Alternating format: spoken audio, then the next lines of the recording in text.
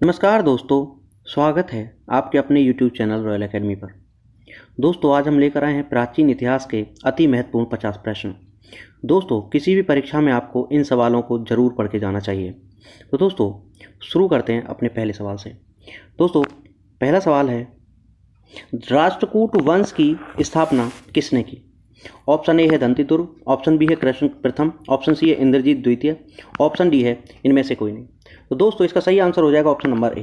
तो दोस्तों, दंतिदुर्ग ने 8वीं शताब्दी में राष्ट्रकूट वंश की स्थापना की थी। चलते अपने अगले प्रश्न की तरफ। क्वेश्चन नंबर 2 है, सेन वंश की स्थापना किसने की? तो दोस्तों, ऑप्शन ए है बल्लाल सेन, ऑप्शन बी है हेमंत सेन, ऑप्शन सी है विजय सेन और ऑप्शन डी है सूरसेन। तो दोस्तों, इसका सही आंसर हो जाएगा option number B, Hemant Sen. तो दोस्तों, जो हेमंत सेन ने सेन वंश की स्थापना की थी, ये सेन वंश जो था ये बंगाल का वंश था। बात करते हैं अगले प्रश्न की। कृष्णा प्रथम जो राष्ट्रकूट वंश का राजा था, उसने निम्नलिखित में से क्या बनवाया? ऑप्शन ए है एलोरा के शिव मंदिर, ऑप्शन बी है अजंता की गुफाएं, ऑप्शन सी है एलोरा की गुफाएं और ऑप्शन डी है इनमें से कोई नहीं। तो दोस्तों, इसका सही आंसर हो जाएगा एलोरा के शिव मंदिर। दोस्तों, कृष्ण प्रथम ने राष्ट्रकूट वंश के जो राजा थे, उन्होंने एलोरा के शिव मंदिर का निर्माण करवाया था। अगला प्रश्न है, वल्लभी काल किस काल को कहा जाता है? दोस्तों, ऑप्शन ए है गुप्त काल, ऑप्शन बी है कुषाण काल, ऑप्शन सी है मौर्य काल और ऑप्शन डी है इनमें से कोई नहीं। तो दोस्तों, ऑप्शन नंबर ए आपका सही आंसर हो जाएगा। वल्लभी काल गुप्त काल के समकालीन था। वल्लभी काल गुप्त काल को कहा जाता है। प्रश्न नंबर 5 है, भारत की रुई अन्य रुइयों से अधिक सफ़ेद है, यह विचार किसका था? ऑप्शन ए है अलेक्जेंडर, ऑप्शन बी है मैगस्थनीज, ऑप्शन सी है हेरोडोटस और ऑप्शन डी है इनमें से कोई नहीं। तो दोस्तों, सही आंसर हो जाएगा ऑप्शन नंबर बी, मैगस्थनीज। दोस्तों, मैगस्थनीज जो था वह सेल्यूकस निकेटर का भेजा हुआ एक राजदूत था जो मौर्य दरबार में रहता था। दोस्तों, मैगस्थनीज ने इंडिका नामक पुस्तक की रचना की थी। तो ऑप्शन बी आपका सही आंसर हो जाएगा। क्वेश्चन नंबर 6 है, गुप्त राजाओं ने कौन से सिक्के चलवाए? ऑप्शन ए है दीनार, ऑप्शन बी है ड्रम, ऑप्शन सी है रूपक और ऑप्शन डी है सुवर्ण। तो दोस्तों, इसमें आपके दो ऑप्शन ठीक हो जाएंगे, दीनार और सुवर्ण। तो आपके सही आंसर हो जाएंगे 1,4। दोस्तों, दीनार और सुवर्ण दोनों ही सिक्के गुप्त राजाओं ने चलवाए थे। तो ऑप्शन हो जाएगा आपका 1 और 4 दोनों। अगला प्रश्न है, कुषाणों ने किसके सिक्के चलवाए थे? ऑप्शन ए है सोने के, ऑप्शन बी है चांदी के, ऑप्शन सी है तांबे के और ऑप्शन डी उपर्युक्त सभी। तो दोस्तों, इसका सही आंसर हो जाएगा उपर्युक्त सभी, यानी कि कुषाणों ने सोने, चांदी और तांबे सभी के सिक्के चलवाए थे। दोस्तों, कुषाणों को तुषारी लोग भी कहा जाता है। कुषाणों को तुषारी लोग भी कहा जाता है। अगला प्रश्न है, अंतिम मौर्य सम्राट कौन था? ऑप्शन ए है अशोक, ऑप्शन बी है बृहद्रथ, ऑप्शन सी है संप्रति और ऑप्शन डी है इनमें से कोई नहीं। तो दोस्तों, सही आंसर हो जाएगा ऑप्शन नंबर बी, बृहद्रथ। दोस्तों, बृहद्रथ की जो हत्या की थी वह पुष्यमित्र शुंग ने की थी और शुंग वंश की स्थापना उसके बाद में कर दी थी। क्वेश्चन नंबर 9 है, अभिधम्म में कथावस्तु के बारे में किसने लिखा है? ऑप्शन ए है अश्वघोष, option B Mahakashyap, option C Moggaliputta Tissa और ऑप्शन डी है इनमें से कोई नहीं। तो दोस्तों, इसका सही आंसर हो जाएगा ऑप्शन नंबर सी, मुगलिपतत्तिस। तो दोस्तों, जो मुगलिपतत्तिस थे वो बौद्ध धर्म के एक भिक्षु थे और ये अशोक के गुरु थे तथा अशोक के पुत्र महेंद्र के भी गुरु थे। नेक्स्ट क्वेश्चन है, किस यज्ञ में वैदिक काल में सुरा का प्रयोग किया जाता था? ऑप्शन ए है सौत्रामणि, ऑप्शन बी है राजसूय, ऑप्शन सी है पुत्रेष्टि और ऑप्शन डी है अश्वमेघ। तो दोस्तों, इसका सही आंसर हो जाएगा ऑप्शन नंबर ए, सौत्रामणि। यानी सौत्रामणि यज्ञ में वैदिक काल में सुरा का प्रयोग किया जाता था। दोस्तों, अगला प्रश्न है, 10 राजाओं का युद्ध किस नदी के किनारे पर हुआ था? ऑप्शन ए है Parushni, option B Vitasta, option C Ganga और ऑप्शन डी है सिंधु। तो दोस्तों, इसका सही आंसर हो जाएगा ऑप्शन नंबर ए, परुष्णी।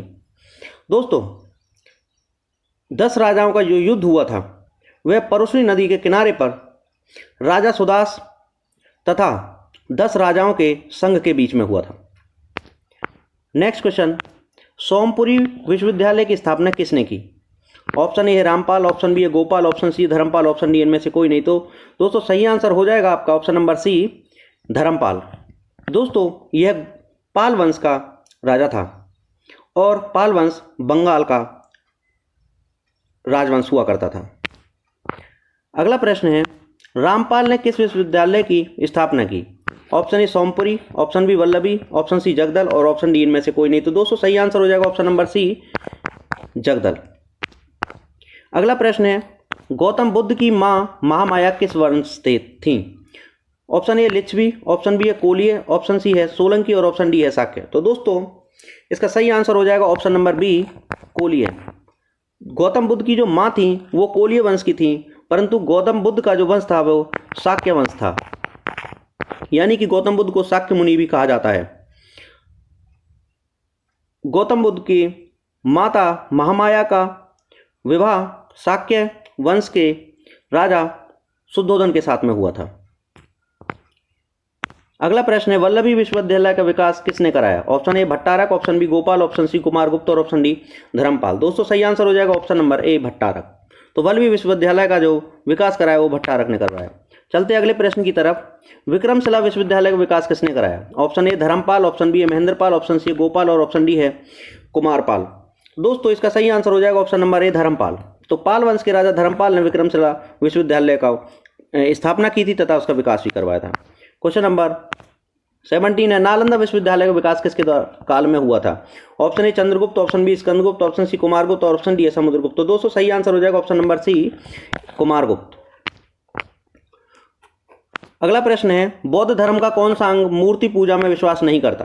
तो दोस्तों option number A Hinayana, option B है महायान, ऑप्शन सी है वज्रयान और ऑप्शन डी इनमें से कोई नहीं। तो दोस्तों सही आंसर हो जाएगा आपका ऑप्शन नंबर ए, हीनयान। तो दोस्तों बौद्ध धर्म के दो पंथ हैं, एक हीनयान है और एक महायान है। तो हीनयान जो है यह मूर्ति पूजा में विश्वास नहीं करता तथा हीनयान महात्मा बुद्ध को भगवान मानने से इनकार करता है। अगला प्रश्न है, कौन सा पिटक नैतिक आचार संहिता के बारे में बताता है? तो दोस्तों option A Abhidhamma Pitaka, option B है विनय पिटक और ऑप्शन सी है सूत पिटक और ऑप्शन डी है इनमें से कोई नहीं। तो दोस्तों सही आंसर हो जाएगा option number B, Vinaya Pitaka. तो दोस्तों विनय पिटक में नैतिक आचार के गुण बताए गए हैं तथा जो बौद्ध संघ में भिक्षु और भिक्षुणी होते थे उनके लिए नियम विनय पिटक में ही दिए गए हैं। अगला प्रश्न है, बौद्ध धर्म की शिक्षाओं के बारे में कौन सा ग्रंथ बताता है? Option A Abhidhamma Pitaka, option B है विनय पिटक, ऑप्शन सी है सूत पिटक और ऑप्शन डी है बी और सी दोनों। तो दोस्तों आपका सही आंसर हो जाएगा ऑप्शन नंबर सी, सूत पिटक। तो दोस्तों बौद्ध धर्म की शिक्षाओं के बारे में सूत पिटक में उल्लेख किया गया है। अगला प्रश्न है, बौद्ध धर्म के महायान पंथ का विकास किसके काल में हुआ? ऑप्शन ए है Ashoka, option B Kalashoka, option C Kanishka और ऑप्शन डी है अजातशत्रु। तो दोस्तों इसका सही आंसर हो जाएगा ऑप्शन नंबर सी, कनिष्क। तो दोस्तों महायान पंथ का विकास कनिष्क के काल में हुआ था तथा इसका शुरुआत असंग ने किया था, असंग।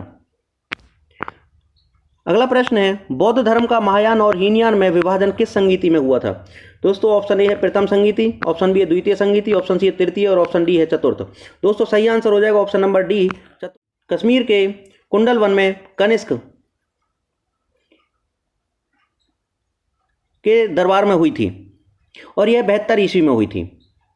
दोस्तों इसके जो अध्यक्ष थे वो वसुमित्र थे, इसके अध्यक्ष वसुमित्र और इसके उपाध्यक्ष अश्वघोष हुआ करते थे।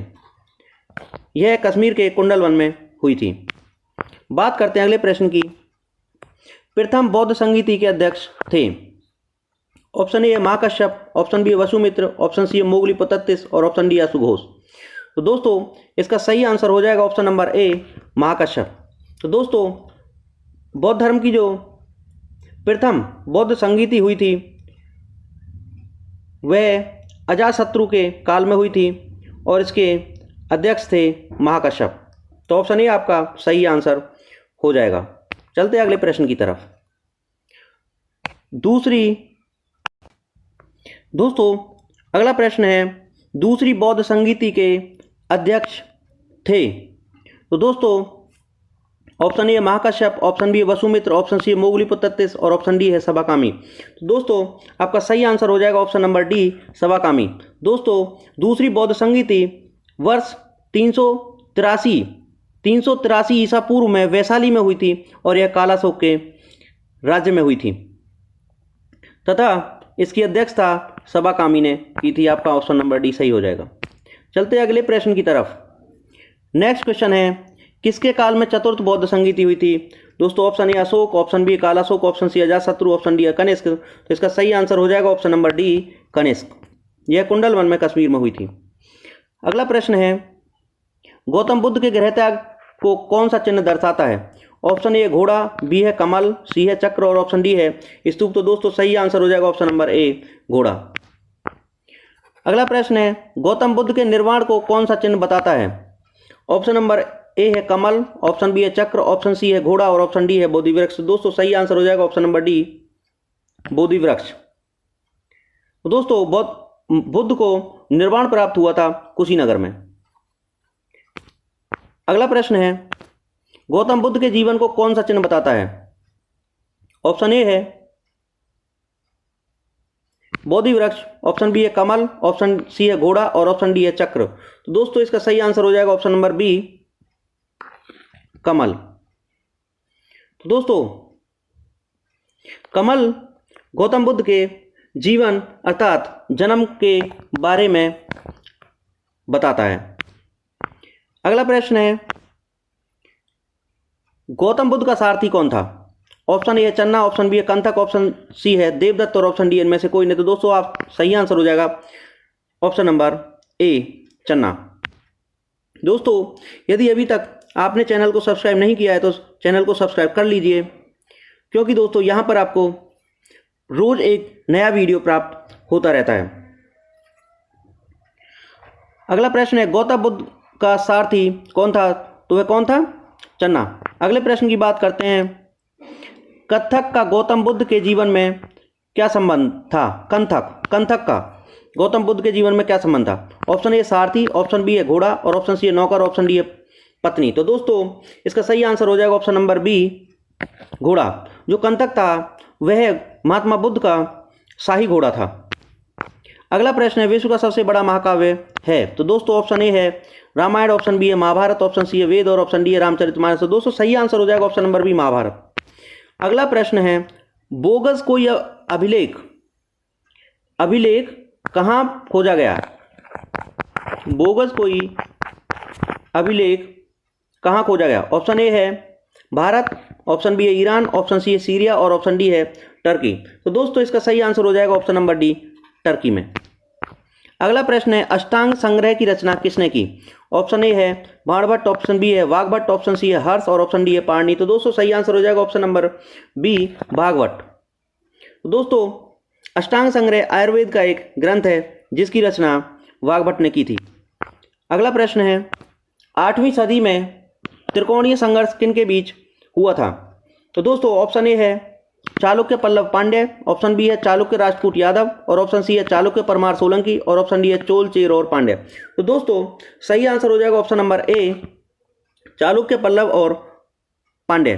तो दोस्तों अगला प्रश्न है, कोरोमंडल शब्द को निम्नलिखित में से किस राज्य से लिया गया है। दोस्तों ऑप्शन ए है चेर, ऑप्शन बी है चोल, ऑप्शन सी है पांड्य और ऑप्शन डी है पल्लव। दोस्तों सही आंसर हो जाएगा ऑप्शन नंबर बी चोल। तो दोस्तों कोरोमंडल शब्द को चोल राज्य से लिया गया है। यह भारत की दक्षिण पूर्वी तटरेखा का नाम है। अगला प्रश्न है, कौन सा कथन गलत है। ऑप्शन बी ए है पांड्य वंश की राजधानी मदुरै थी, ऑप्शन बी है चेरों की राजधानी वंशी थी, ऑप्शन सी है विदेह राज्य की राजधानी मिथिला थी और ऑप्शन डी है कोई नहीं। तो दोस्तों सही आंसर हो जाएगा आपका ऑप्शन नंबर डी। आपका ऑप्शन नंबर डी सही होगा। इनमें सभी जो कथन है सत्य हैं। अगला प्रश्न है, ऋग्वेद का एक मंडल किसके लिए समर्पित है? Option A Agni, option B Varuna, option C Indra और ऑप्शन डी है सोम। दोस्तों सही आंसर हो जाएगा ऑप्शन नंबर डी सोम। आपका अगला प्रश्न है, विक्रमशिला विश्वविद्यालय किस गांव में था?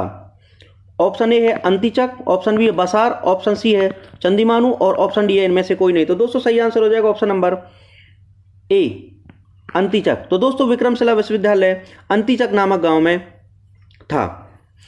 दोस्तों विक्रमशिला विश्वविद्यालय को बख्तियार खिलजी ने नष्ट किया था।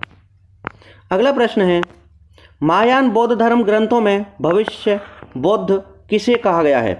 ऑप्शन ए है क्रकुचंद, ऑप्शन बी है अमिताभ, ऑप्शन सी है मैत्रेय, ऑप्शन डी है कनक मुनि। तो दोस्तों सही आंसर हो जाएगा ऑप्शन नंबर सी मैत्रेय। तो दोस्तों मैत्रेय को महायान बौद्ध धर्म ग्रंथों में भविष्य बौद्ध कहा गया है।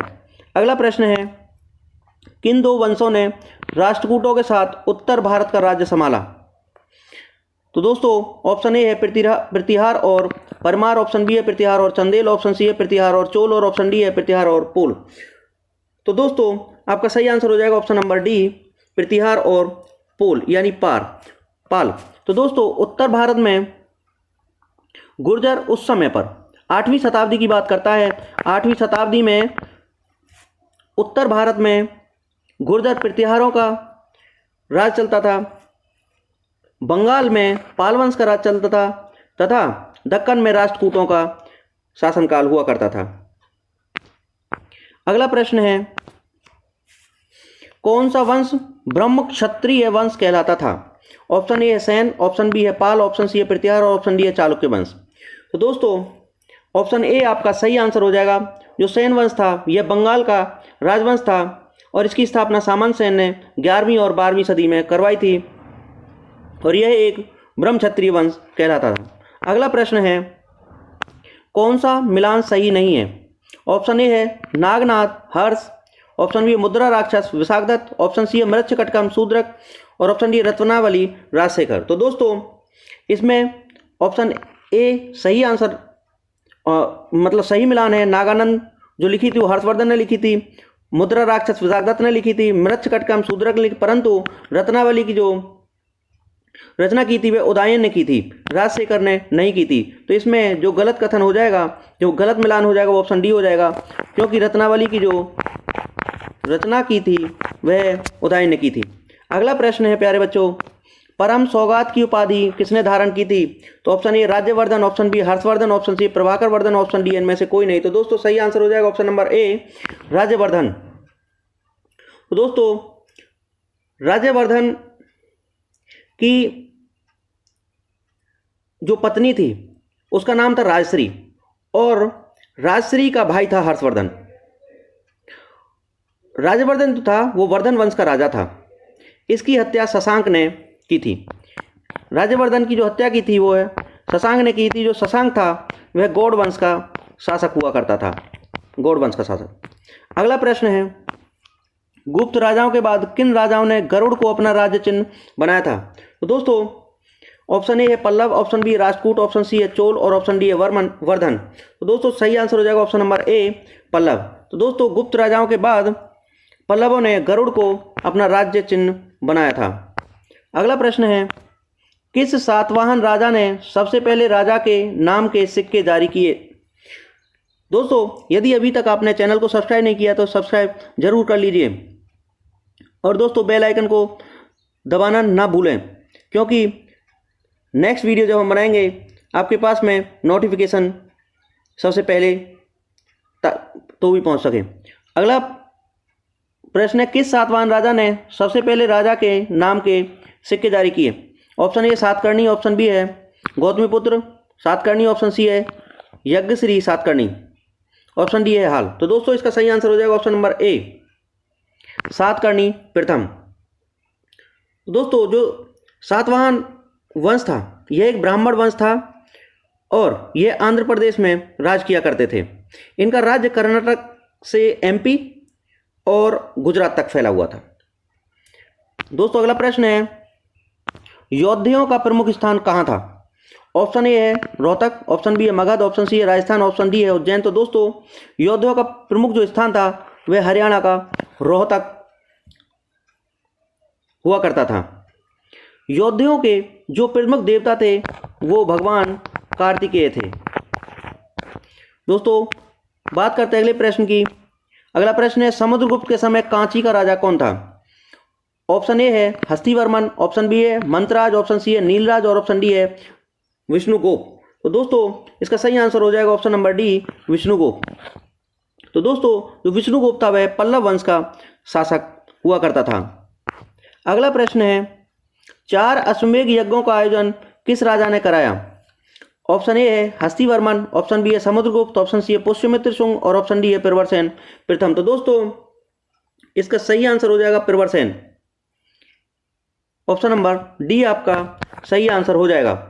दोस्तों प्रवरसेन वाकाटक वंश का राजा हुआ करता था। यह एक ब्राह्मण राजवंश था जो कि दक्षिण भारत का राजवंश हुआ करता था। यह 3 से 5वीं शताब्दी तक वाकाटक वंश का राज चला था और इसकी स्थापना विंध्य शक्ति द्वारा की गई थी। विंध्य शक्ति के द्वारा वाकाटक राजवंश की स्थापना की गई थी। अगला प्रश्न है ग्रीक रोमन साहित्य में चंद्रगुप्त मौर्य को सेंड्रोकोटस कहा गया है, इसका उल्लेख सबसे पहले किसने किया? दोस्तों option A D R Bhandarkar, option B है अलेक्जेंडर कनिंघम, ऑप्शन सी है आर पी चंद और ऑप्शन डी है विलियम जोन्स। तो दोस्तों इसका सही आंसर हो जाएगा option number D William Jones. तो दोस्तों विलियम जोन्स ने चंद्रगुप्त मौर्य को सेंड्रोकोटस कहा था तथा इसका अन्य नाम एंड्रोकोटस भी था। एंड्रोकोटस भी चंद्रगुप्त मौर्य को कहा गया। दोस्तों आज का अंतिम प्रश्न है किस राज्य के राजाओं ने सीरिया के साथ राजनीतिक संबंध बनाए? तो दोस्तों ऑप्शन ए है मौर्य, ऑप्शन बी है गुप्त, ऑप्शन सी है पल्लव और ऑप्शन डी है चोल। तो दोस्तों इसका सही आंसर हो जाएगा ऑप्शन नंबर ए मौर्य। तो दोस्तों जो मौर्य वंश का शासक बिंदुसार था, बिंदुसार ने सीरिया के साथ में राजनीतिक संबंध बनाए थे। उसके दरबार में डाइमेकस नाम का राजदूत आया था। डाइमेकस जो सीरिया का राजदूत था वह बिंदुसार के दरबार में ही आया था तथा अशोक के 13वें शिलालेख में सीरिया के 5 राजाओं का उल्लेख भी मिलता है। तो दोस्तों ये थे किसी भी परीक्षा के लिए अति महत्वपूर्ण 50 प्रश्न। और दोस्तों यदि अभी तक आपने चैनल को सब्सक्राइब नहीं किया तो कृपया चैनल को सब्सक्राइब कर लीजिए। तो दोस्तों यदि आपको वीडियो अच्छा लगा है तो लाइक और सब्सक्राइब कर दीजिए और ज़्यादा अच्छा लगा है तो 3 दोस्तों के साथ में शेयर भी कर दीजिए। अभी के लिए इतना ही, मिलते हैं नए और बहुत ही रोचक और महत्वपूर्ण टॉपिक के साथ में। तब तक के लिए नमस्कार, थैंक यू।